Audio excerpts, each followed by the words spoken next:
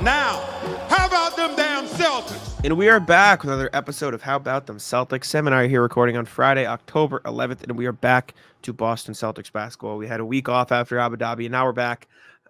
We've got games again. We've got preseason, and so this will be the first full pod with a game recap, I believe, right? Because I think both the Abu Dhabi games were their own individual videos. So right. it's our first game recap pod back, our first time having to cut from here, doing it now, including the game recap in post. I was about to say posthumously, but no one died. And then we're back here afterwards. So it's a good time. I'm very excited. How are you doing, Sam? Besides the fact that I just remind everybody that we're all going to die someday, I'm doing all right. My feet are freezing. Good start to the show. Everybody wants to listen. I'm excited to have 2 games this weekend, even though I think it's a little stupid that they're back-to-back after a 6-day break. But it'll be fun. I'll be there Sunday. Jack will be there. And probably get to do some in-person stuff. So it's going to be a fun weekend. Anytime they play Philly, it's a good time, too. So we'll have plenty of that for you coming up. Yes, sir. I was at practice today, and I'll just tell a little story because all the Celtics stuff is going to be a game recap, so there's no actual time to talk about stuff. But when Celtics practice is usually they tell you to get there at 12:15, and they usually don't let you down to 12:45 on the early side, and then 1:30 if they take a real long time of practice. They open the curtain at 12:11 today, and so they were early, but they have established themselves as so consistently late that it was me, Noah, Bobby, and Justin there, and that was it. Those were the only reporters who were there at the thing today. They probably love that. And so Joe got in there so quick. He saw all of us. He was like, "Oh yeah, I'll jump in here today." So I asked a bunch more questions that I usually do just to fill, and because I didn't feel like I had to interrupt anybody, which I should probably do regardless. But I don't like stepping on people's toes. But I asked some fun stuff, which we can talk about probably on the next pod, just because we don't. This is a game recap, so we're going to spend most of the time on that. And it was fun. It was a good time. But everyone got there, and John Corrales walked in. He goes, "What happened, guys? What time did they open? What are we doing?" And so it was just there's 2 practices a year where they just open it way early, and if you're not there early, you're gonna miss it. And today was one of those. But it was a good time. It was funny.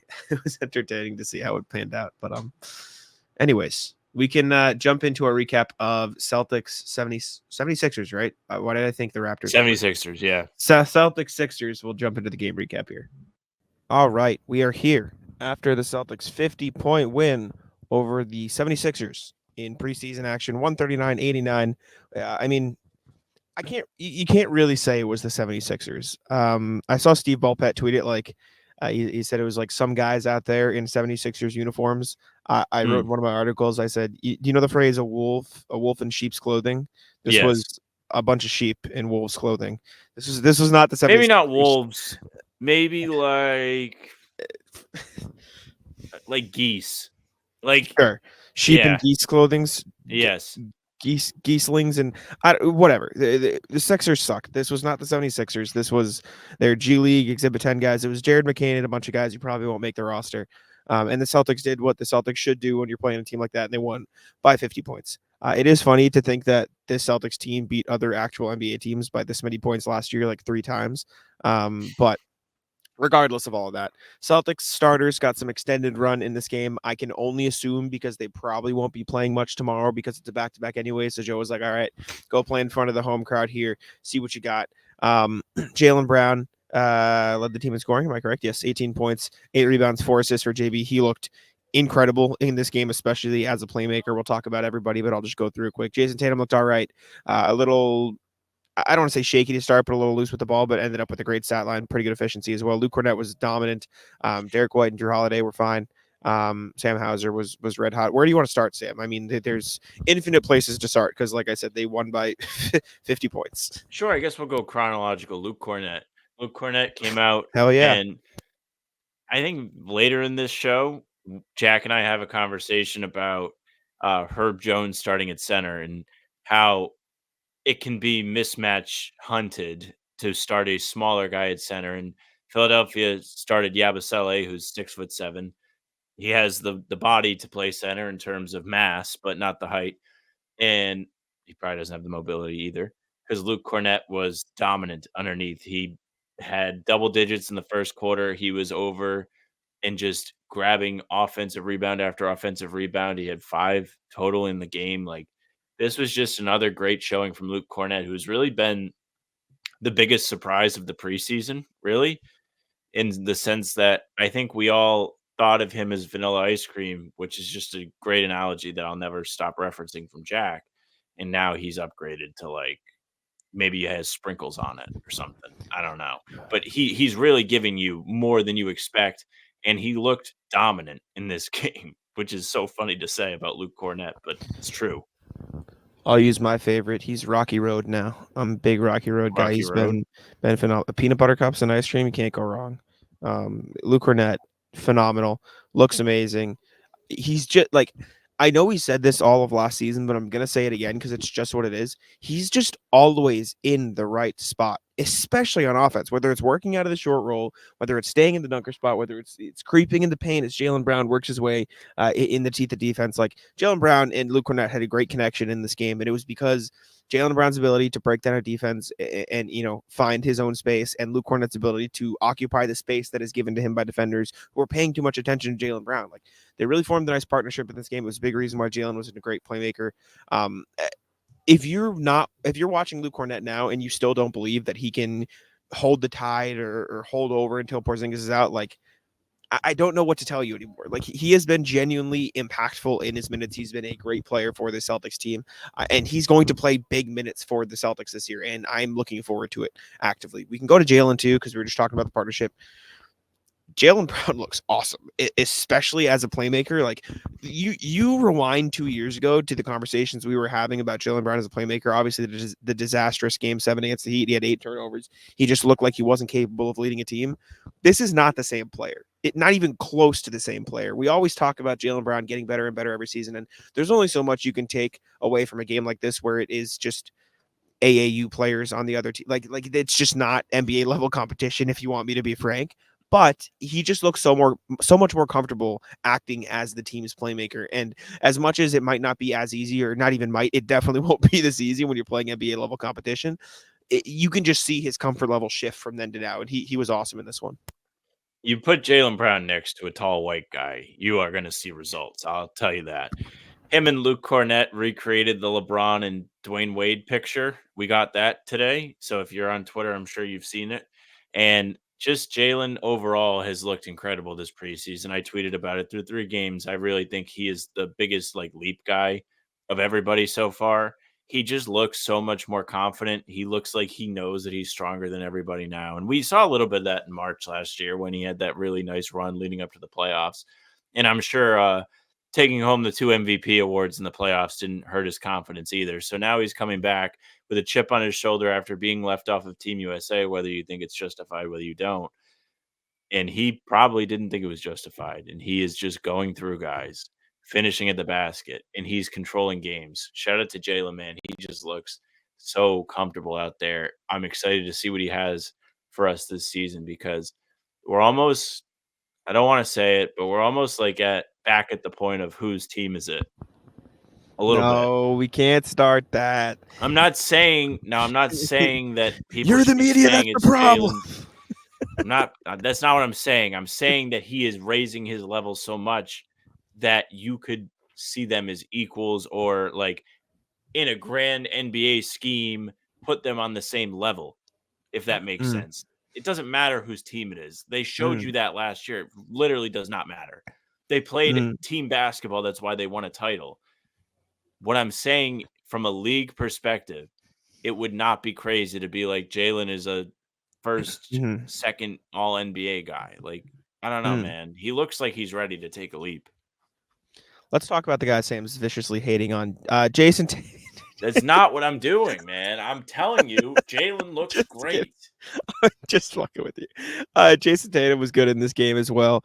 16 points, 10 rebounds. Oh, I don't think we even said Jaylen's stat line. He had 18, 8, and 4. Jason Tatum. Luke had 15 and 8, which again I haven't been reading. 5 offensive rebounds as well. Jason Tatum, 16 points, 10 rebounds, 6 assists, a steal and a block. 5-11 from the field, 3 of 8 from 3. If he shoots like that from the field in the regular season, you'd probably be pretty happy. 45% from the field, 46, 38 splits. Not bad. I think that's very similar to what he shot last year anyways. It's just the playoffs, everyone thinking differently. this was a weird Tatum game because you look at that and you're like, oh yeah, this is great. Yeah, obviously he saw 3 go in and then he comes down and hits the 4-point play. He looks a lot more comfortable shooting the 3 this year. I'll say that, even if the results have been, I mean, what am I even talking about? He shot well during the preseason so far. He shot like 39, 40%.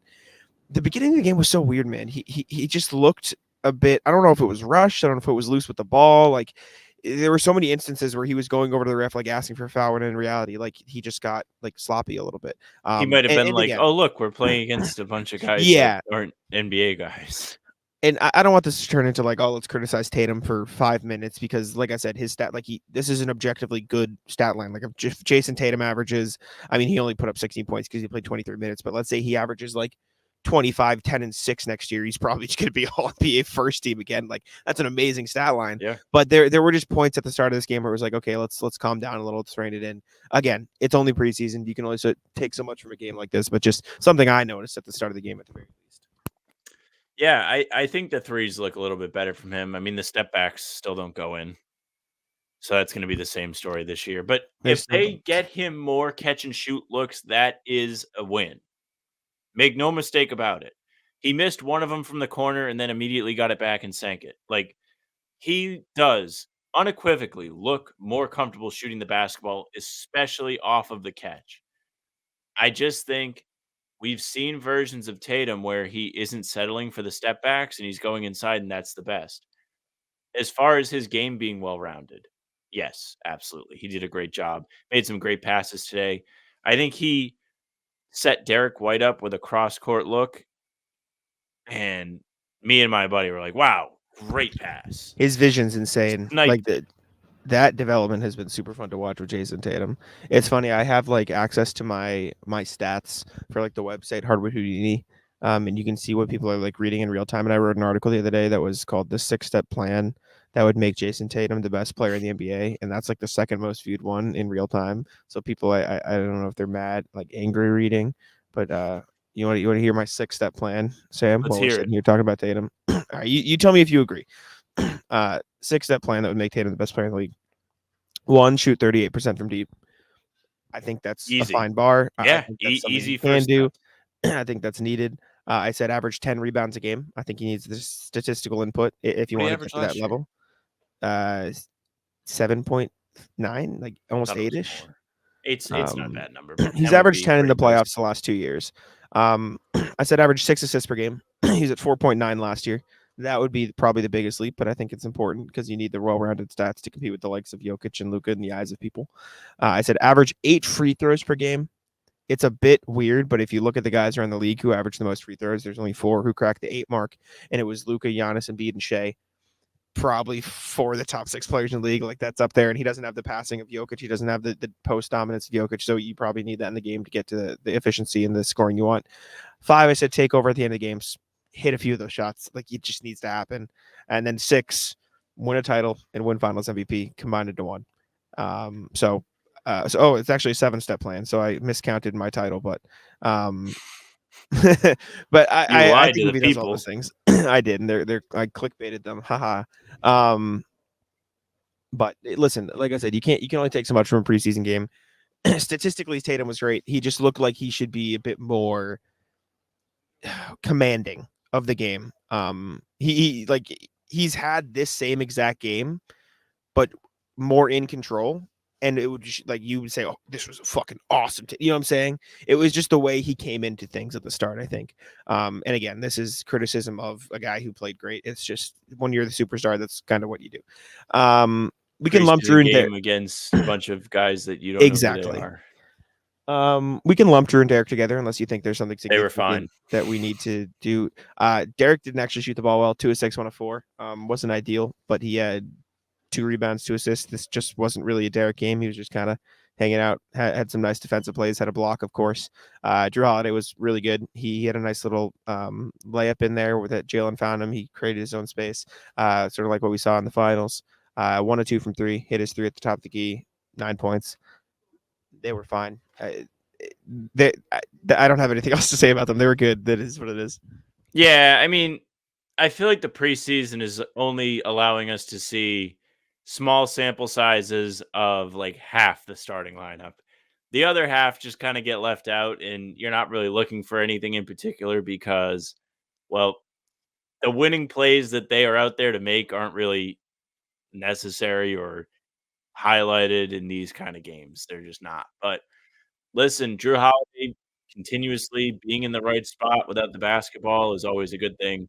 Still think it looks really good that they're giving Derek White more opportunities. Whether or not the shots are finding the bottom of the net is another story. But if he's comfortable creating for himself and being an initiator more, I think we really are going to see a new level from the Celtics because it just makes them a little bit more dangerous. You can't just worry about Tatum and Brown. You have a third grader now. PrizePicks is America's #1 daily fantasy sports app with over 5 million active members. PrizePicks is the easiest and most exciting way to play daily fantasy sports, and unlike other apps, on PrizePicks, it's just you against the numbers. All you do is pick more or less on 2 to 6 player stat projections and watch the winnings roll in. One Caleb Williams passing yard gets you 1 win on PrizePicks for every week in September. That's right, only 1 yard gets you an automatic win every football weekend in September. 4 weeks of free W's. Don't miss this deal on PrizePicks because it's gone when September ends. Also, you can now win up to 100 times your money on PrizePicks with as little as 4 correct picks. Sam and I used PrizePicks all season long while on How Bout Them Celtics pregame shows. We picked Jason Tatum dunks, we picked Drew Holiday steals, we picked a ton of stuff, especially during the finals when Kyrie Irving and Luka Doncic, we were kind of preying on their downfall. Download the PrizePicks app today and use code CLNS and get $50 instantly. When you play $5, that's code CLNS on PrizePicks to get $50 instantly when you play $5. You don't even need to win to receive the $50 bonus. It's guaranteed. PrizePicks, run your game. I heard third grader, not third creator, and I got real Deuce confused. soon enough. Yeah, I was gonna say bring him on board. Let's start with my favorite player of the game. Xavier Tillman was a monster in this game. 11.7 rebounds, 3 of them on the offensive end, 3 of 3 from 3. Jake Eisenberg. I'm here, I invited you to baby. discuss with him on Twitter, and you didn't. I know. I was a little busy at the press conference doing stuff. I did tap into the playback at Celtics blog, and I spoiled it a few times. I just go, Jake, and Jake goes again because he's behind, obviously. Dude, Tillman looks so good. That 3-point shot looks so good. He's a great defender. He's in the right spot. Needs to work on his touch around the rim just a little bit because he missed a couple bunnies. But dude, he looks, him and Cornette, man, they're making me very, very, very excited for the center rotation with KP out because like it does not look like the Celtics are going to have a big drop off there. No, I mean, this is probably best case scenario for that storyline, which was so prominent heading into the preseason. We were like, which of these 3 guys is going to emerge as the best? Who are they going to be able to believe in when Porzingis is out? Instead of getting 1 guy, you're getting 2 guys, and you're getting 2 guys with different skill sets, which is kind of what we predicted, but I don't think anyone thought it was going to be this good. Tillman, I think, is 6 of 8 now for the entire preseason from 3. I think the Celtics account officially tweeted it. The form has always looked good. He's going to continuously be put in spots to make open looks. He's not going to have to take difficult ones.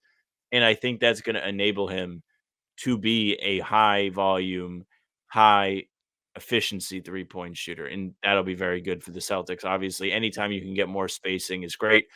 Throw in the fact that Al Horford's going to have to miss back-to-backs. They're going to rest him plenty. That all is very relevant to it as well. I'm so excited for Tillman to shoot 40% from 3 this year because that wasn't even my bet. My bet was 38% on at least 100 attempts, so that's what I'm going with. But I'm very excited. Let's talk about Nemi now, just so people don't think we're forgetting about him. Nemi was fine in this game as well, 2 of 3, had 4 points, 4 rebounds, 2 assists. I actually thought he looked pretty good at times in this game. It just feels like Tillman and Cornette are better built to play with the starters right now. It just feels like their skill sets fall more in line. They're more consistent. I think Nemi can get there. I don't want this to come off like, oh, I'm hating on Nemi because, well, I heard you say like the Celtics have 2 guys ready, and it was kind of like cutting out the third guy that we've talked about all summer. Nemi looks good. I think he's looked definitely improved from when he was last year. It's just Luke and Tillman have also improved. And so if I'm a betting guy, I think Tillman and Luke get a pretty significant majority of those minutes over Nemi at the start of the year. Yeah, I think so. I don't think there's any reason to stray away from either of them. I think Tillman really gives you that extra stretch the floor ability, and then Cornette is just nothing but solid. Today was a great example of what he can do when he's put in good situations. He's another one, like much like Drew Holiday without the basketball, Cornette seems to find himself in really opportune spots when he's the off ball. He's good in the roll. He's been great all preseason, making the extra pass off the short roll. He looks so comfortable, and that's going to be huge playing with the starters because you have to keep the flow going if you're part of that group, and you don't want to see somebody out there kind of ruining things. And Cornette clearly is not a ball stopper, ruiner, whatever. For sure. Yeah. Who do we go? That voice crack was gnarly. Hauser. He hasn't missed. Hardly missed. He's missed 1-3 in the last 2 games, or 1-3 in each game. He shot 5 of 7 today. He was 6 of 7 in the second Abu Dhabi game after a rough start in the first game. This is an unspoken luxury that the Celtics have. You think back like 10-ish years ago, Kyle Korver being an all-star. That's what Sam Hauser is, but he's the 7th guy off the bench. Yeah, literally. I mean, I said this, I don't know when I tweeted this, but it got like some traction. I remember, like, think like 5 years ago when the Celtics floor spacers were Brad Wanamaker, Shemi Ojeleye, and like Carson Edwards, versus now having Peyton Pritchard and Sam Hauser as your bench floor spacers. Like, what an unbelievable, unfathomably like huge upgrade the Celtics have made. Sam Hauser, I tweeted it during the game. Sam Hauser shooting the basketball looks like an AI robot programmed not to miss threes. And when he misses, it's just, you just assume like something went wrong in the code on that shot. Like watching him shoot a basketball is genuinely one of the most enjoyable things that I get to do watching the Celtics play. Like it is just, as someone who has no consistent jump shot, like I just can't consistently do it. Like, it is bar for bar, motion for motion, down to like the hairs on his arm, like pushing up at the same time. The exact same every single time. It doesn't matter if he's running off a screen. It doesn't matter if he's standing in the corner. It doesn't matter if he's running around with the ball and catching it in the pocket and going up. Every single time, his 3-point shot looks the same. And it's why he's amazing at what he does. Like, Sam Hauser is incredible. Like you mentioned, it's a luxury people don't talk about enough. He deserves all the praise in the world. This is a super fun game to watch unfold. Shout out to Lester Quinones, who threw his hands up like, what the fuck am I supposed to do? Did you see that on TV too? Hauser made an insane rainbow 3 over him off like a curl. Just great defense in his face. I don't even think Hauser's make hit the rim. Just was clean. Well, she's like, guys, what do you want? I'm trying here. Yeah. Speaking of this floor spacers, Peyton Pritchard, 4-12 in this game, 3-7. Not the most efficient, but 11 points, 3 rebounds, 8 assists, and 2 steals. I'm just going to lump them in together because we just talked about Hauser. What a joy it is that the Celtics have these guys off their bench on a team that you're like, okay, you're losing a lot of depth when you trade Marcus Smart and get rid of Grant Williams, and you trade Robert Williams and you lose Malcolm Brogdon. And then these two guys coming in, they're like, hey guys, we could probably average 15 points on another team. Like, hey, we're pretty good at this too. It's just so fun, man. Like, even on the nights where he doesn't shoot the ball particularly well, or I should say score, because he was efficient from beyond the arc, but like 8 assists is like, proves like, okay, yeah, Pritchard should probably have the ball in his hands a bit more. Yeah, no, Pritchard's great. Yeah, Pritchard continues to just come off the bench and be a spark plug. We know what to expect in the preseason from him now. This is his time. My probably most interesting watch of the game was Lonnie Walker. Finally got to see him play some real minutes. Finally got to see him play with players that would be playing in the rotation if he was to actually make the roster, be a part of the team, and go out there and partake in some regular season hoops. And he looked pretty good. You saw him actually fit into an off-ball role. He didn't really have the ball in his hands trying to create for himself as much. He actually set his teammates up. I saw it on Twitter after the fact. Can't believe he had 7 assists. I did have several instances where I was like, oh, wow, that was a great pass from Lonnie Walker, but I didn't think he had that many. Yeah, this was definitely Walker's best game in the preseason. I think Noah said this to me. This might have been the first time he scored. in the preseason so far. I don't know if he's gotten on the board before this. There were still flashes of like you could see the itch in him to just let it fly. Like he came down the court one time with like 20 seconds and just chucked up a three. We're like, okay, what are you doing?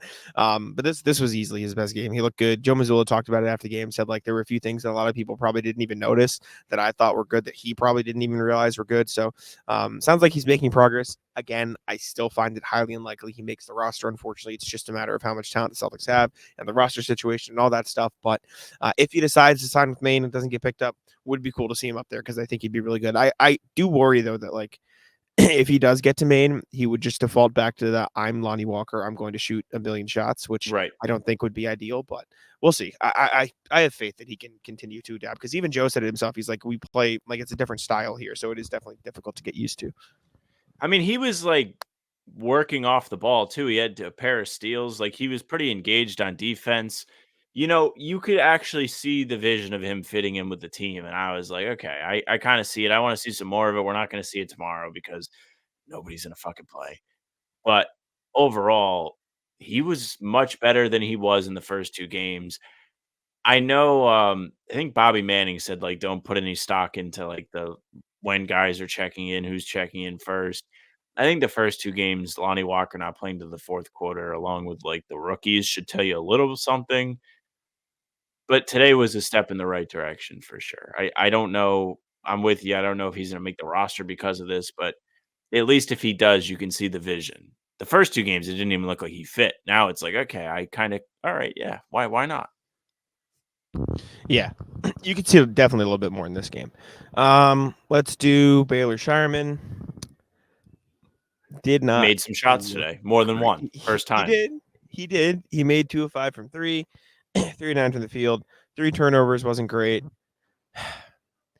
Baylor Shireman so far to me looks more of like a volume shooter, good shooter, rather than a catch and shoot good shooter, if that makes sense. Like, I like can see it. I don't know the perfect example. Like, I don't want to say J.R. Smith because that's lazy. Well, Like, you just can't put him in and expect him to be ready. He's gonna get yeah, warmed up or he's gonna get in a he rhythm. He's not Sam Hauser. it Not almost yet. feels like he needs to create the shot for himself a few times as well, like rather than just be set up and go. Like he's I got see. a wonky 3-point shot. Like it just looks weird and it works. Yeah, And you've kinda. seen guys like Halliburton. You see plenty of shots around the league. Like okay, they're a good shooter, even though it looks a little bit weird. But I don't know. It just looks odd. He looks a little bit rushed. He looks a little bit like he's trying to adjust to NBA speed. He needs some time in Maine for sure.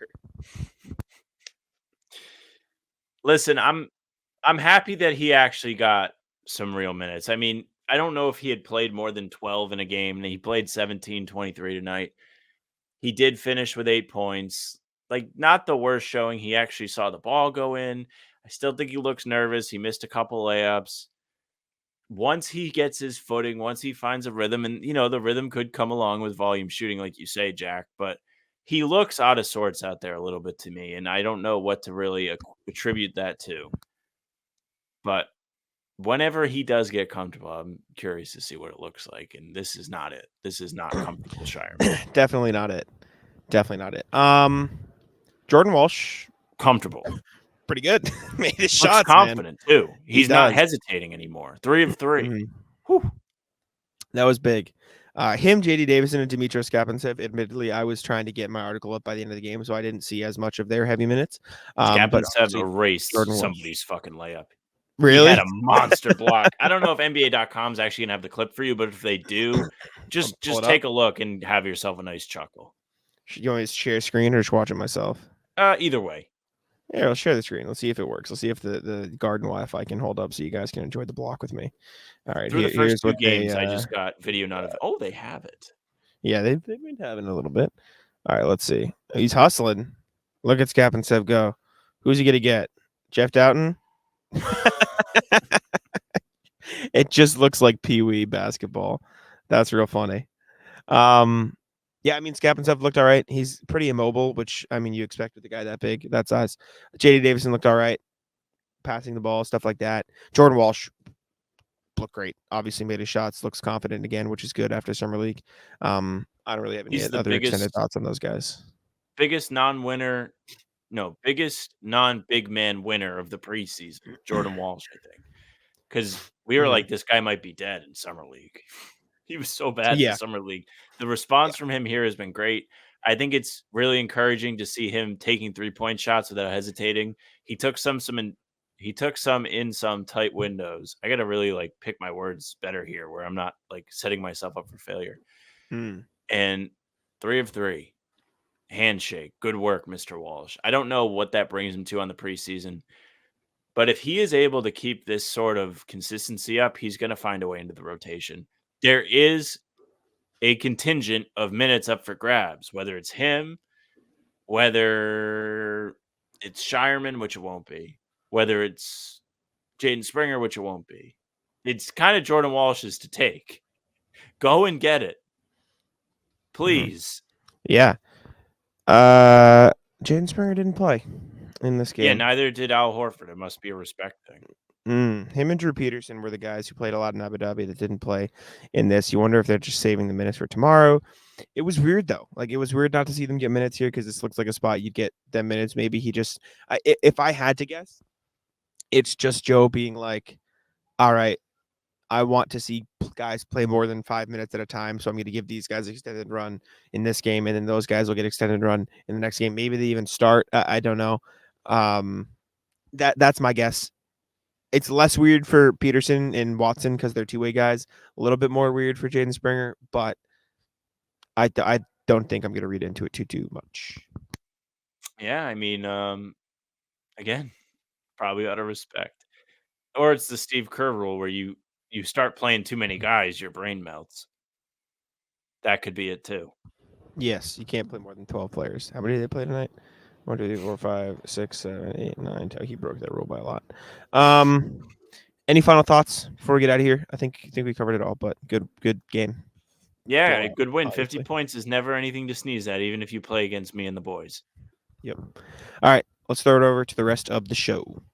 I love going to watch football in person. It might not be Sam's taste, but I personally love going to watch a Pats game, even though they're not in the best place right now. I saw them play the Chiefs last year, and even though Kansas City absolutely won the game, it was still a great time, and I make sure to get all my tickets through Game Time.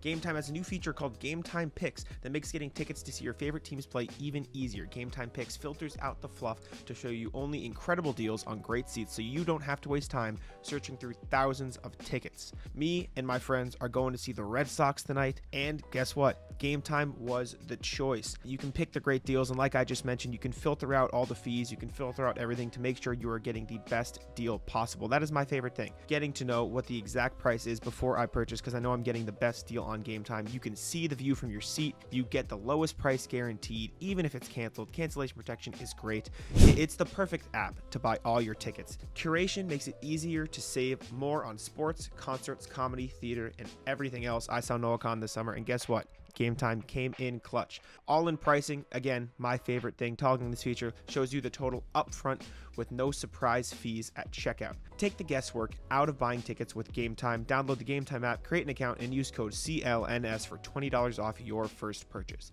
Terms apply. Again, create an account and redeem code CLNS for $20 off. Download Game Time today. What time is it? Game Time. All right, welcome back. Hopefully you enjoyed the game recap. Hopefully it was a good game. Hopefully you saw a bunch of fun stuff in that one. And if not, we talked about it anyways. Don't you worry about it. Let's jump into the email here. We have some stuff to go over. I think we just have one email today, but a reminder as always, you can email us at hbtcpod@gmail.com. That's hbtcpod@gmail.com. We got one from Mr. RJ Johnson, a sentimental request. RJ says, morning, folks. I was happy to see the news about Jay Scrubb's rehab and contract. Helping him rehab over the past year and signing him to the Exhibit 10 contract is another small item that tells me the Celtics are committed to building a winning culture at all levels. I hope he is good enough, in good enough basketball shape to take the court at least one of the 2 home games this weekend. For what it's worth, I don't think that's the plan. I think that's a doubtful from what I've heard. Not because I think he's going to leapfrog into the 15th roster spot, but to recognize his effort to get back and let the fans celebrate him. Many, if not most, Celtics fans, certainly the ones who stay till the fourth quarter of a preseason game, pay attention to the stories of all the players. That's part of what makes Boston a magical place to play. I hope Coach Mazzulla can give Jay his 4 or 5 minutes this weekend. Be well, RJ, who reminds folks that you never know where the next Hauser or Cornette will come from. Very true. I would love to see Jake Scrubb in the court. I just don't think that's the plan. I don't think that's the plan. I did a write up on this for Celtics blog on Thursday when the practice happened, and Bobby Manning clarified they do not expect Jay Scrubb to play. So he's back. He's able to be out there and do work with the team, but he's probably not quite up to game shape just yet, which is okay. But he's still got some work to do, and he's probably going to spend a lot of time in Maine this year. So if your hopes are up on seeing him play for the Celtics, you're probably going to be disappointed. Yeah, I think they're just gonna, like you said, spend most of his time in the G League. Probably not going to get the chance to play in preseason, unfortunately. Anyways, thank you, RJ, for emailing us. Excuse me. A reminder again: hbtcpod@gmail.com. Send us an email. We check them every single full pod. Jumping into the NBA section here, Ben Simmons was on. I don't know if this was a podcast or Brian Lewis, the New York Post. I see. I thought I saw a clip, but I was wrong. Said people make comments saying I'm robbing. No, when I got that contract, I was playing at a super high level. Unfortunately, I had injuries. But for somebody that's to say that's disrespectful, people can say what they want to say. They've got to live with it. And at the end of the day, it all catches up with you. I kind of agree with Ben Simmons. I don't disagree with him at all. Like, he earned the contract. He was a 2-time All-Star and All-NBA player. He was probably the best defender in basketball. He ran into injuries. There was that whole season. You can think of what you want of that, but he got hurt. Like, I don't know. I truly think he's been injured, and I don't think he's robbing it. He earned the contract, in my opinion. I think there's a layer to this where when you take the injuries into account, it's justifiable, but there's also the part where it just doesn't feel like he wants to play basketball. I just don't agree with that narrative. I You just don't think he's agree been with hurt. that? No. Well, he objectively, like, sat out from Philly because he didn't wanna play basketball. So that was partly a season where he robbed a team of a contract. After he they choked in the play or he was awful in the playoffs, Doc Rivers called him out, and mhm. he was whining, crying because he was called out publicly after he was atrocious and everybody knew it. And he sat out, sat out, sat out, sat out, didn't wanna play for Philly, gets traded to Brooklyn, and then he's just not ready to play when he's ready to go back. Like I said, you can think whatever you want to think about that Philly season. Would I have played regardless of my disagreements? Yes. I disagree with the way he handled it, fine. Sure. But I don't think since then he has been like, whatever. I think he's genuinely been hurt. That's just what I believe. I don't think in the general scope of getting the contract, he earned the contract. It's not like he didn't play good basketball before that to earn that contract. It sucks the way things ended up in Philly. He didn't like the way Philly was treating him, so he set out. Like I said, I wouldn't have done that personally, but whatever. Like, I don't think he hasn't played basketball consistently since the injury because he doesn't want to play. I think he's genuinely been hurt. I think there's a little bit of both to it. I mean, I don't discount that he's hurt. If you're hurt, not everyone can always see that you're hurt. You just have to feel it, and not everyone is like, "Oh, yeah, he's on crutches," or, "Oh, he's in a boot." Like, if you have back pain, nobody can see that. There's no back brace or anything he'd be wearing. It's just an unbelievable thing that he has to deal with every single day that is, like, brutal. Like, you can't move the way you think you should be able to move and all of that, and you're restricted. But at the same time, it's just I don't know. There's, like, a crying wolf aspect to this that it's just, like, I don't really know how much of it to believe, what not to believe. It's weird. I mean, what I know is he's had multiple spinal injuries and multiple spinal surgeries. That sounds like it's probably not fun to play basketball with. That's all I know. That is my inference. If I had multiple spinal surgeries, I probably wouldn't feel great playing professional basketball going up against some of the best athletes in the world either. Maybe that's a hot take, but I don't think that'd be very comfortable. Sure. But anyways, LeBron James tweeted about the preseason. I don't really have a comment about this, so I'll let you do your rant if that's what you'd like to do. But I have got nothing about it. It's just funny. So, if you didn't see the tweet, before Thursday's preseason game in Milwaukee against the Bucks, LeBron tweeted crying about having to fly to Milwaukee. He tweeted, "Can someone please explain to me why we're getting on a plane and heading to Milwaukee for one preseason game?" Followed by 2 exclamation points and 2 question marks, alternating. Now, my favorite thing about this tweet is that it got so many excellent replies. My favorite was some guy that quote tweeted it and was like, "LeBron, you won't believe this. My job is sending me to, like, whatever city for one night." Oh, Boston. it's Boston I for saw it. one Yeah. night, and then, um, I have to fly back, not even first class, economy. It's okay, almost the weekend, brother, whatever, carry on. It was such a great troll tweet to the LeBron crying about flying the charter You plane to thought that was a Milwaukee. troll? Well, it's definitely a sarcastic, serious I tweet. disagree. I think that person was genuinely parasocial to LeBron James. No, You don't think so? no. I think so. I thought that made it funnier in my opinion because there are people out there that do that. Like definitely there are. Like that people are like, Explain this to me. okay, so I have the Wi-Fi symbol, so hopefully you can hear me, but parasocial You're is back. basically like if I watch a YouTuber or an actor or something, if I watch a YouTuber enough, I will develop a relationship where I think I am friends with them, even though they don't know who I am. Like I will like consider them a friend in my mind, even though they don't know who I am. And so this person seeing that is like, oh my God, I relate to that. Like let me, talk to the homie. Let me tell him what I'm like, hey Bron, like calling him Bron. Like I think he is like seriously trying to like connect with LeBron and say like, yeah, me too, man. This sucks, man. Like having a conversation with his friend, like, and I think that makes it funnier because that's like an insane thing to think that you'll be seen. You know what I'm saying? So that's what I interpreted it as, and what made it funny. But it would also be funny if he was trolling him. But that was my I interpretation. think it's really funny that that's what you saw it as. I mean, it's a Mhm. possibility. It's for sure. There's Like, crazy people out there, man. yeah, there are There's crazy insane- people out there.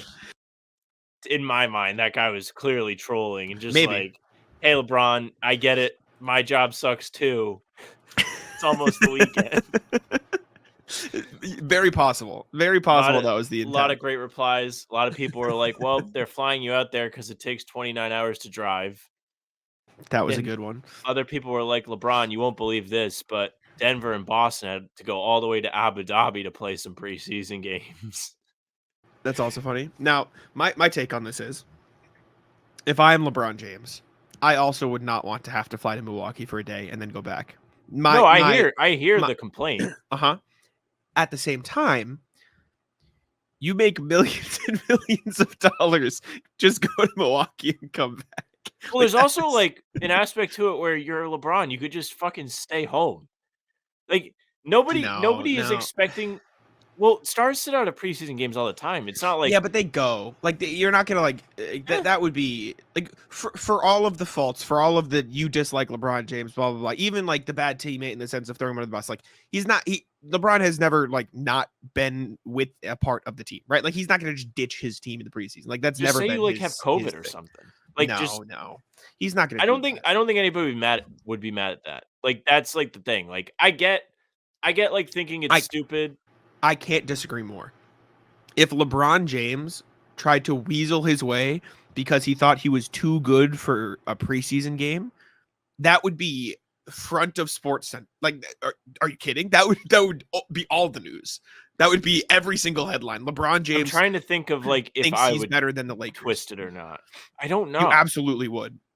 If LeBron James, if he I faked don't know what's something, worse. That, like, definitely him doing that or the tweet? The tweet is pretty fucking him doing annoying. it. Him doing it. No, okay, listen. Let me paint the picture for you here because I can already picture what you would be saying on this podcast. Let's say LeBron James is sick and he doesn't go to Milwaukee. And then 2 days later, it comes out that he's not sick and he just didn't want to go. And the headline Okay, reads yeah. something like LeBron James fake sickness to avoid going to Milwaukee for preseason. Doesn't And that like make him relatable? the Fake newspapers sick to would stay like out of work? the newspapers headlines would be like, LeBron bigger than Lakers sits like avoids it, blah, blah, blah. And you would come on here and be like, too good for his own team. This is what we always say, but you know what I'm saying? That like that I see the side to it. I don't know. Maybe you just shut the fuck up then and go. I think that's actually the right answer, is you just go and play the tweet was the random. professional basketball game that you are being paid a max deal to play in. Maybe Yeah. that is the thing. The The tweet preseason is, I do get it. Like, I will say this about about his opinion. I feel kind of like preseason should be very regional. You it's a should waste of play time. against the couple. Well, it's kind of a waste of time, but it's not because, as we know, like there are angles of preseason that are important for us to learn. Like, what are the end of the bench guys going to do? Is anyone going to emerge? What do they think of them? The guys battling for a Yeah. roster spot, they have to get time. Like these are important games for them to actually participate in. But for the stars, nobody cares. Like I don't care what Tatum does in the preseason as long as he's healthy. Like what do I care? Same with LeBron. So if you're going to play preseason games, why not just play against the teams right by you? Especially the Lakers. You have the Clippers right next door. Go play them. Play Yes. the Warriors. Play Phoenix. Like there's several teams that are right there. I do understand that aspect to it. There's no reason for them to have to travel. I mean, the Celtics Yeah. are a prime example. The Celtics will usually play the Raptors and the Sixers, two teams that are relatively close, no more than 2-hour flight. Like sure. The weirdest part about this is, so Dave McMenamin did a story on basically this tweet because JJ Redick like complained about it too. Like they said something, right? Bobby Marks, who was the former GM of the Nets, tweeted, as someone who handled this in New Jersey/Brooklyn, the preseason schedule is done in-house and not through the NBA. The process is similar to how colleges arrange non-conference games. It looks like the Milwaukee game was a part of a home-home arrangement between both teams. The Bucks played at Los Angeles last October. That makes it kind of bad. I'm not gonna lie. Like that makes it look kind of. You guys are so fucking stupid. I agree though with you. Just keep it regional. Just go to like the Clippers, go to the Warriors. Like the Celtics can go to the Sixers and the Knicks, and they mostly do. And they go to Charlotte and Toronto, weirdly, but Yeah, still Charlotte is one of those teams they just have a buddy relationship with. I had to sneeze. Yeah. Also, not for nothing, LeBron wouldn't be complaining if, like, let's say they had a preseason game scheduled in Hawaii. Don't think he would. I don't think he would be complaining. And you know what? I would feel the same way. I'd rather go to Hawaii than Milwaukee. Oh, yeah, kidding? Like, for sure. obviously. That's the most relatable part about this is having to go to Milwaukee. It's just kind of the whole thing is stupid and funny at the is. same time. Like it's relatable, but like I don't know. It's even He's funnier like, that it's the team's fault. Like that's that what I was makes saying. it Like, so funny. it looks like he's petitioning for change when just talk to Pelinka, dude. Just talk to your GM. You got him to draft your kid. You can surely get him to fucking play some games where you wanted them to be played. For real. Anyways, next thing, Herb Jones is apparently going to be playing some center for the Pelicans next season. Won't this is stand from for this. Shams Charania on the Pat McAfee show. He's going to be a hybrid player. He's going to play the 4, maybe some 5. I told Herb Jones essentially going to serve as the starting center. For context, he's 6'7", 206 pounds, which means I assume you're referencing Tice coming off the bench. Excuse me. For what it's worth, I kind of like this idea. It's a bit weird. And there's going to be nights you're going to have to play Tice. There's going to be nights you're going to have to play bigger with like Jokic and stuff. But like realistically, you've got shorter centers around the league. Like even in Al Horford's like 6'9". Even like I'm thinking in like the West, like Chet Holmgren is skinnier. If they start him, like you could probably find a way. Like Herb Jones is one of the best defenders in basketball, not just perimeter, like just overall defenders. He's probably let me look up his wingspan. He's probably got a ridiculous wingspan. And if you're the Pelicans, you want your best 5 on the court at all times. He's got a 7-foot wingspan, right? Like he can contend. He can block shots. If I'm the Pelicans, I want DeJounte Murray, CJ McCollum, Brandon Ingram, Zion Williamson, Herb Jones, Trey Murphy, those 6 guys on the court as much as possible.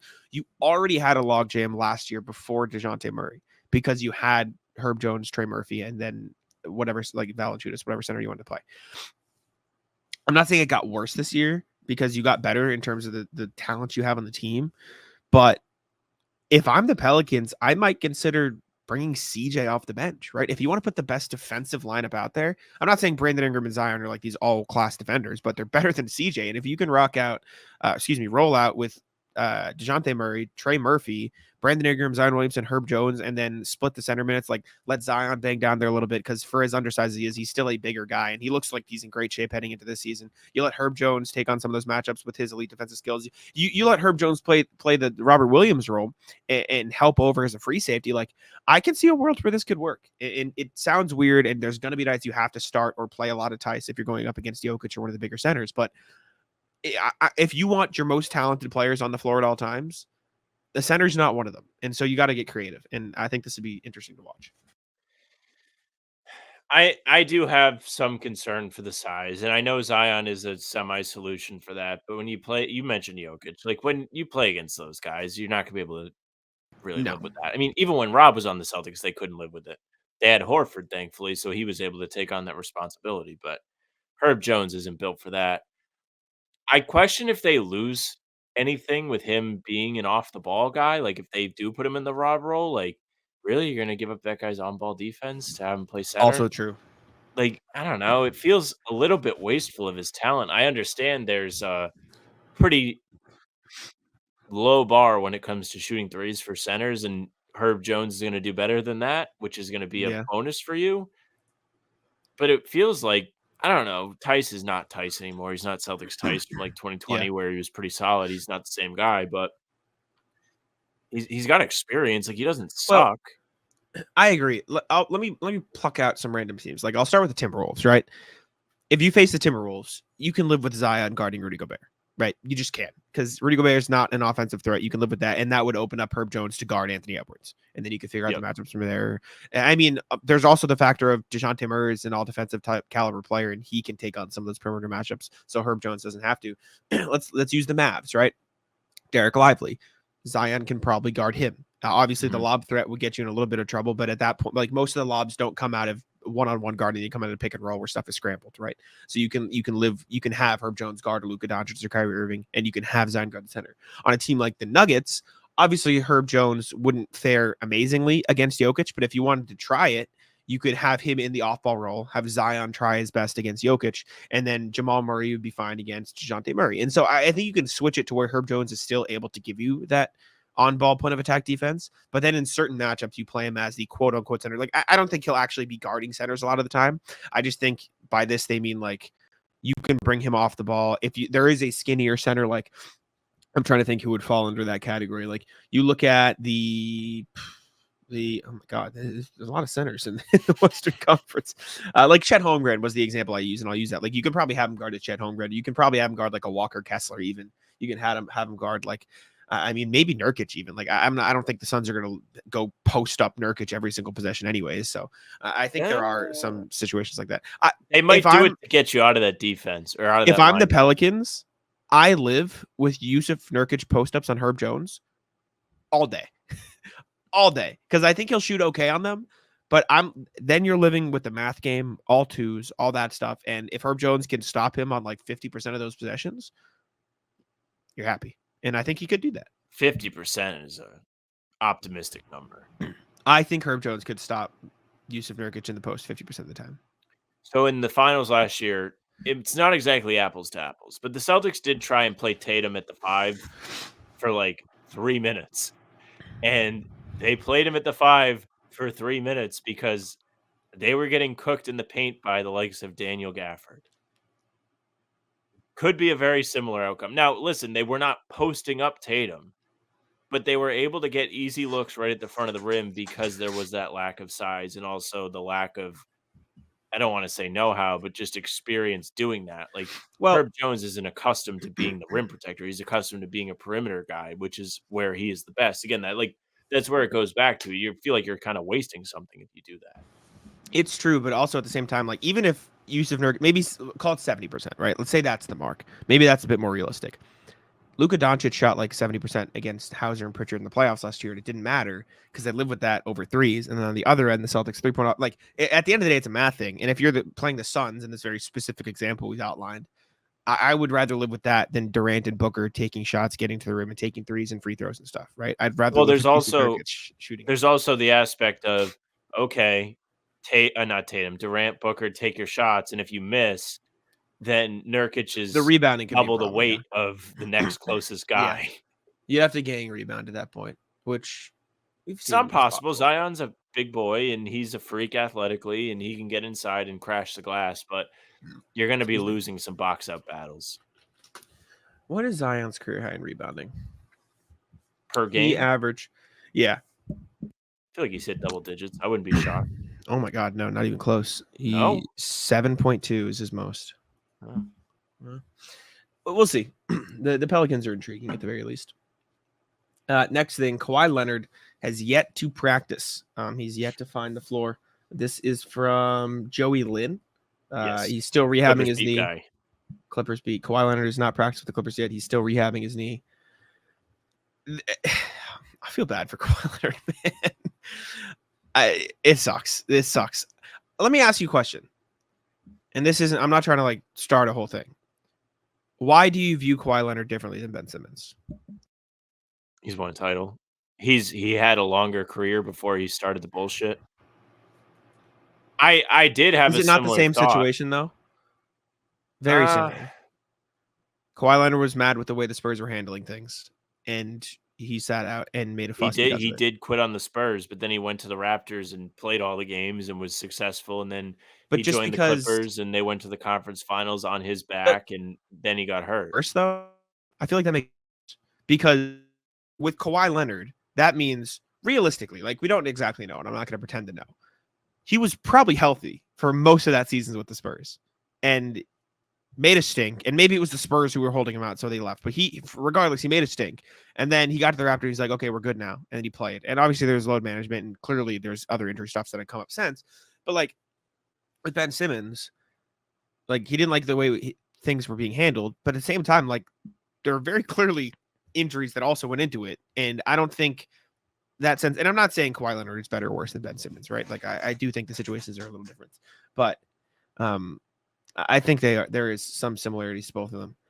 There's just like a little bit more clout that goes wrong along with Kawhi than Ben Simmons. I and think listen, that's sure, you can say it's a double standard, but it feels like Kawhi has earned a little bit more than Ben Simmons. Like even if you want to look at he the earned the Spurs right exit, to be an asshole. He had like a Finals MVP there. Like he's already earned people's respect. Like Ben Simmons he already had like a weird like multiple-time All-Star, All-NBA player. He had a babyish mentality when it came to shooting the threes, and he was very close-minded, trying to get better with that. So that all plays into it too. Now, there's a tremendous beef history that's Kawhi and the Spurs that really details this. I watched it a while ago. I don't remember all the details. So if you're listening to this and you're not sure exactly what happened, go watch that. It's by SB Nation. So it's definitely good content. Because I cannot tell you whether or not why he sat out. I do know he did sit out. I feel like some of it actually had to do with the injury stuff. Like they either I think it was him poor medical advice and he didn't like that. His doctors disagreed with the team doctors in some aspect. Okay. I think it was. Regardless, Clippers, man. The Clippers are fucked. Man. I put it on the sheet. OKC has their pick swap this year. So the Clippers will if shit hits the fan and Kawhi doesn't play and he's not ready to go and the team's bad, OKC is going to have a lottery pick. Next year, OKC has the pick no matter what. There's not even a swap. Not good. You have at least 2 seasons before you can start to add top tier coming out of the draft talent. Good luck. You already lost Paul George. Kawhi's not looking like he's even going to play. What do you have to be excited about? Go ahead. What if Clippers are real bad this year because people get hurt and that pick wins the lottery and then Cooper Flag joins the Thunder? Oh, man. I mean, this is kind of like what happened with the Celtics and the Nets. Except, that's a really good example. It's the same thing. Because even in the Zion draft, it wasn't the Nets pick, but they had the Kings pick, I think, through some weird 3-team trade, and they just happened to have it. And, of course, that was the year the Kings almost made Kings the playoffs. And the Grizzlies, back-to-back years, were just randomly good the one year the Celtics had their picks. Yeah, it was really annoying. I will say, and I stand on this, if I'm the Clippers, at the time, without the hindsight, I still make that trade. Yeah. 100%. It just sucks the way it panned out. Injuries really smoked them. It's not even like the guys didn't play well. Like the Clippers were a good team when they were healthy. The bubble was a disaster, but then in the weird empty stadium season, they still made the conference finals. That one year they beat the Mavs in 7, and Kawhi just like went supernova, and then he got hurt. Like they made the conference finals one year without Kawhi. And then what I just said. Kawhi didn't play in the conference finals though, or he didn't play in. I think he hurt himself in the conference finals. I don't think so. Or no, did they want him? No, they wanted the conference finals to get pushed back, right? I don't remember. I just remember he what year did they make it? 2021?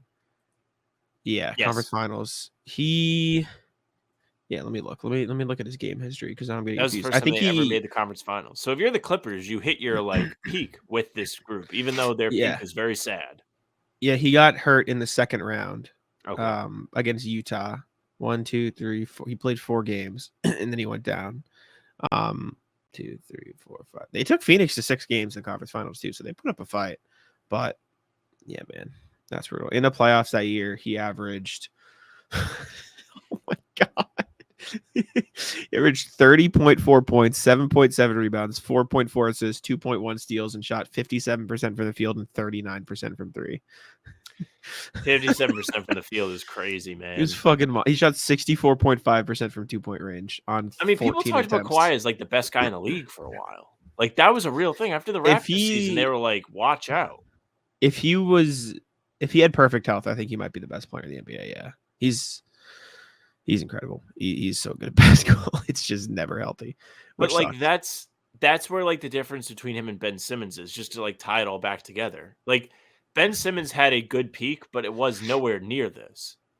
I don't think you should use how good a player is to justify whether or not they get to be a douche. I don't think that's fair because it's different things. It is. I don't care if you're like, if it was LeBron instead of Kawhi, you'd be criticizing him just as much because you don't like LeBron. I don't think it's fair just because Kawhi was good and you might like him or I might like him to treat it any different, because at the end of the day, it is not the situation off the court had nothing to do with who they were as a basketball player. The difference between Kawhi and Ben Simmons right now today is that if Kawhi comes back, people are like, "Yay, Kawhi's back. This season is going to be better." If Ben Simmons comes back, people are like, "Oh, here we go again." There's no argument that Kawhi Leonard is a better basketball player than Kawhi Leonard. That's not what I'm arguing. I'm just saying, like, the situation and how they acted away from the court has nothing to do with what happens on the court. It has to do with who they are as a person and how they decided to act and handle a situation. So I don't think it's fair to relate, oh, this person's better at basketball, so I'll give them a better pass for how they acted off the court, because it has nothing to do with that. Well, I mean, Kawhi felt like the Spurs were trying to rush him back, or when he wasn't Vice healthy, trying to versa. get him back on the floor. And Ben Simmons was mad because Doc Rivers was mean. Sure, whatever. I'm just saying, I don't think you can judge it based on the situations, but the argument that Kawhi Leonard gets a pass because he's better at basketball, I disagree with. It's fine. I'm Okay, rooting for that's Ben Simmons fair. this year. The situations are. This is it. Like I don't want to like go back and forth again. The situations, like one of them is like, oh shit, his health was really at risk. That one was just like, oh, he's being a fucking baby. Whatever. I wouldn't like it if I was Ben Simmons either. All right, if I'm getting treated like shit, You said I you would would get pissed off play. too. I would play, but I wouldn't be fucking happy about it. Like, if he wants to handle the situation differently, sure. But like, if I work at an office, right, and my boss is being a fucking asshole, I'm gonna quit. Office jobs are a little more common than the NBA. I Sure, know and the that's real why life I would aspect play, and is that's why I would play, because applicable, I'm though. making so much money. But I'm not gonna like blame him overly, like whatever, like the same as the media has treated him for saying fuck these guys are being assholes. I don't want to deal with that. I don't want to deal with assholes either, and so whatever. The situations are more similar than they come across, though. In general, you are correct. Sure. I hope Ben Simmons has a monster year. Last NBA thing: Mitchell Robinson is out until the start of the calendar year 2025, which is just an awful blow for the Knicks. I don't want to say you consider trading him. It sucks for Mitchell Robinson as well. I wouldn't trade Mitchell Robinson unless you can get a significant upgrade or a significantly good player. I also don't know what teams would want him outside of the Lakers, because Shams pushed that agenda on ESPN too. I don't know, man. Mitchell Robinson's a good player. He looked real good in the playoffs last year before he was injured, before Joel Embiid hacked him and took his ankles out. It's just this tough blow for the Knicks, tough blow for, like you said, for Robinson. I mean, if you're the Knicks, you can't really afford to trade him unless you're getting a center back in return, which, unless you really like Precious Achiuwa. If you trust, like, as weird as that sounds, like if you trust him, you trust him. Because it's Cat and then it's Precious and then it's Jericho Sims. That's what they have as backup big guys. And then on the depth chart, Precious is listed as the backup power forward, which isn't necessarily how it's all going to play out, because they'll just shift the lineups around to make it work. But their team's not very deep. The starters are Jalen Brunson, Mikal Bridges, Josh Hart, Anunoby, Karl Towns. Off the bench, they have Miles McBride. Precious Achiuwa is the second name. It's shallow. it's definitely shallow, but at the same time, like I said, if you trust Precious Achiuwa and if you're confident Karl Anthony Towns can stay healthy, and you can get, like, I know Marcus Smart was thrown around, but even past that, like, you look at teams around the league that might want a center. If you can get like a better guard, a better forward, like somebody who fits better, even like a power forward that can play center, maybe you do it just for the sake of we need bodies who are definitely going to be healthy in the playoffs. But I just hope Mitch Robinson can get back healthy. I think that should be the priority at this point. Just get him back, get him good. They better hope he's healthy. They need him. All right, rat list. Go ahead. Rat list from me today. I missed the Northern Lights yesterday. It's devastating. If I could, you know what? Rat list is me trying to speak today. I think I've. Devastating. What'd you say? Devastating. Devastating. Yeah. Shout out Rafi. Yeah, I can't speak today. But apparently in New England yesterday, you could see the Northern Lights, which is really funny because I know people plan entire vacations to see the Northern Lights. So the Yep. fact that like all of us, everyone, like this has happened now twice in the last year. Every once in a while, can just kind of look outside and be like, "Oh, look, there they are," instead of going to fucking Finland. Not bad. I know it has to do with the hurricane, so maybe it's a little bad. It's not great. Is that what it was? I Michael didn't know Haley, that. I think the storm had a serious effect on the way the sky was yesterday. So I see. hope everyone's okay. Michael Haley, I hope your power's back. And yeah, I missed both of them. I missed it this time. I missed it the last time. It's tough. I didn't see it either. Yeah, we were have yet to recording see when it. my phone was going nuts with it. Oh, really? Man, I would rather Excuse me. record. I agree. What do I want to rat list? I feel like I had something, but I don't remember what it was. What have I done in the last few days? I played basketball. I rat list basketball. My shot wasn't falling. I lost twice. It was bad. I was upset. I really haven't done anything since we've recorded last. So I just kind of go to practice, come back here, sit, work, and that is it. I'll rip through Apologies. some. I have nothing to complain about. I'm gonna like crack my fingers before I start going here. Rat list, my house, it's fucking freezing in here. Sam, turn on the heat. I don't know. The heat's weird. Plus, we had people doing work in here today, so I didn't want to like turn it on and accidentally zap somebody or light them on fire or whatever would happen to somebody working near a heating vent when I turn it on. Sure, Which is not sure. supposed to be on. But yeah, my feet have been cold all day. I have double layers on. I'm wearing a long sleeve under my sweatshirt. I have sweatpants with shorts on underneath. Yet I'm not wearing socks. It's impossible for me to sit at this desk with socks on. As soon as I sit here, they come off. I take them off right away. I don't like wearing socks when I'm home either, for what it's worth. I have Not a no fan. idea why. It's just my routine. I like take my socks and I don't take them all the way off, but I roll them down like halfway to like where the bridge of my foot is, and I have my toes covered, and that's it. Interesting. That's quite the choice. I guess you can't be showing off the toes for nothing. Well, that's true. You gotta pay. Can't show that for free. I just have nothing to complain about today. I've done nothing. Rat list. Work projects with too many cooks in the kitchen.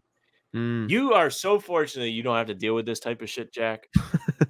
We are trying to we're trying to get copy approved where every fucking person and their mother has to take a look at this. And everybody that's asked to prove something feels like they have to contribute or they're not doing their job. So then you just get a bunch of feedback that really is meaningless and you're splitting hairs. We must have had to redo like 3 or 4 things this week on the most minute details. And like, I kind of get it, but at the same time, nobody's going to notice. And if we're in a hurry for something, you can just not keep asking people to read it because it's not going to get done. Nobody is as urgent as the person trying to do the project. And listen, I'm not even the one that's really like responsible for doing the work, but I have to like keep trying to get it moving along. And roadblocks just keep getting put in front of me. It's infuriating. I'm sick and tired of it. Speaking of roadblocks, the roads all around my house are fucking torn up. The main road to get like out of my neighborhood Why? is just they took the asphalt off. You know, where like when the roads are just grooved. Yes. And all the manhole covers are exposed and shit. It's like doing an obstacle course just to get up and down the main street. And then people drive on that like they've never driven before. They're like, "Oh my god, my car's gonna perish because the manhole covers are up." So it's been a joy to drive in and out of my neighborhood all week. Thankfully, I think they're out there doing the pavement again. Yep. It doesn't sound fun. It doesn't They sound like can it's a tear fun up the time. main road and all of that, but the fucking bike path has been closed since February. Once a month, I'll come on here and bitch about it. I mean, this city, it's an election. You think you would want the people to think shit's getting done? Fucking bike It's an path has been. election. I'm about to vote the mayor out of spite because my fucking bike path has been closed for 8 months. It's been 8 months since I've been able to do my regular running route because this thing has been fenced off. The pavement is still there. The only thing within the fencing that they have changed, they have planted like brush around it. That's it. Take the fencing off.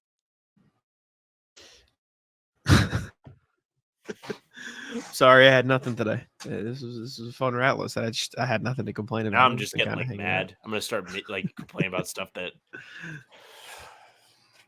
That's all I got though. You got anything else? No, we can wrap it up. We can wrap it up. Anyways, thank you all for tuning in. Make sure to leave a like, subscribe to How About Them Celtics on YouTube, Spotify, and Apple, and I'll let Sam take it out. Yes, thank you very much for listening and watching. Make sure you subscribe to the channel, leave a like, and hit the bell because if you do, you're going to be notified every morning when Jack and I post a new video. Those go up at 5 a.m. every morning. Full pods drop Tuesday, Thursday, Sunday. Game recaps go up the morning after each game. So there's going to be another one tomorrow, back to back. Raptors in town tonight. I'll be there. Jack will be there. And other videos in between will be up on the channel to keep you busy. So if you want the audio versions of all that stuff, Spotify and Apple is the place to be.